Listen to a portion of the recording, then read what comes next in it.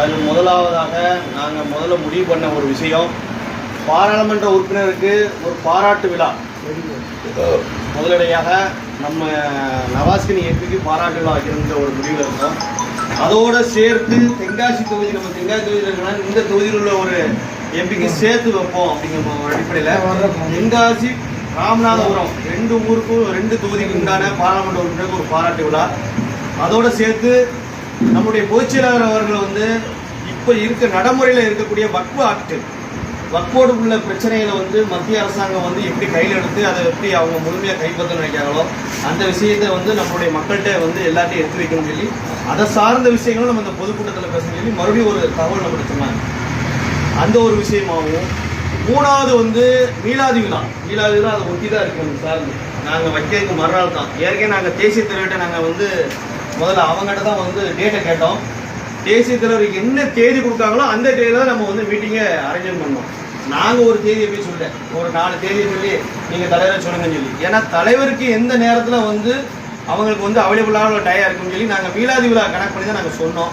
அப்போ அவங்க அதை பார்த்துட்டு தான் ஒரு 3 நாளைக்கு முன்னாடி பார்த்துட்டு ஒரு சனிக்கிழமை வச்சா எங்களுக்கு டயம் இருக்குது, அந்த டயத்தில் நாங்கள் ஃப்ரீயாக வரோம் அப்படின்னு சொல்லி. இப்போ இந்த 3 விஷயத்தையும் சார்ந்து தான் இந்த ஒரு பொதுக்கூட்டம் நம்ம ஒரு மாநாடு போல் நடத்தணும் அப்படிங்கிற ஒரு முடிவு பண்ணி இன்ஷா அல்லாஹ் ஒவ்வொரு ஊர்லேயும் நாங்கள் அழைப்புகள் கொடுத்துக்கிட்டே வரோம். அதே மாதிரி தான் இன்றைக்கி இப்போ கடையினருக்கும் உங்களை நாடி வந்திருக்கோம்.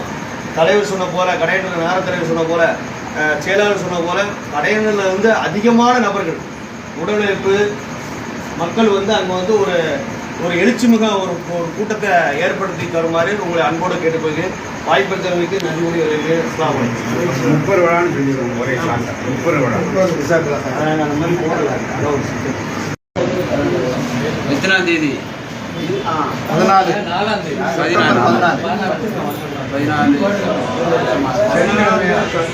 சனிக்கிழமை வரக்கூடிய செப்டம்பர் மாதம் 14ஆம் தேதி சனிக்கிழமை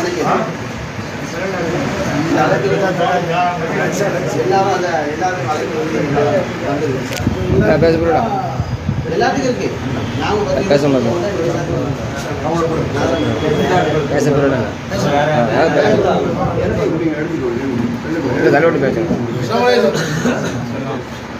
நமது அருகாமையில் உள்ள நகரமான புளியங்குடியில் நமது தாய் சபையின் சார்பாக மிகப்பெரிய மாநாடு போன்ற ஒரு பெரிய கூட்டத்திற்கு ஏற்பாடு பண்ணியிருக்கின்றார்கள்.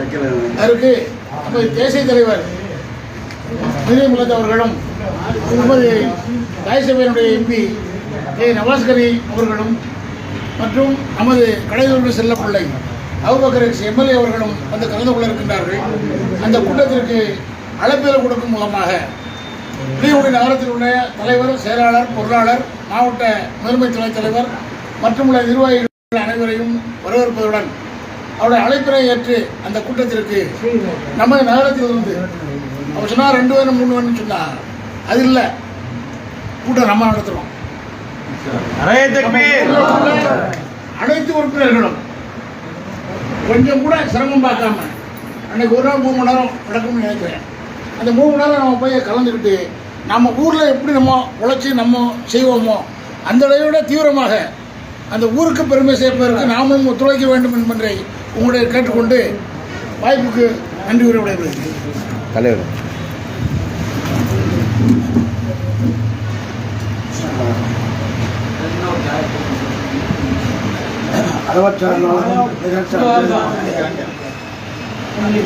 எல்லாம் அல்ல அல்லாஹ்வுடைய திருப்பெயரால் வரவேற்பையும் அனைவரையும் வரவேற்று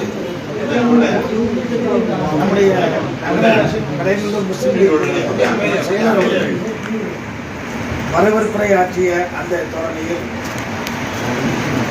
புளியங்குடியும் கடைநல்லூரும் மற்றுமுள்ள தென்காசி மாவட்டத்தில் உள்ள அத்தனையும் ஒன்றாக இணைந்து ஒருமித்த குரலோடு இந்த பொதுக்கூட்டத்தை ஒரு மாநாடு கூட நடத்தக்கூடிய சூழ்நிலையை நாம் உருவாக்க இருக்கின்றோம்.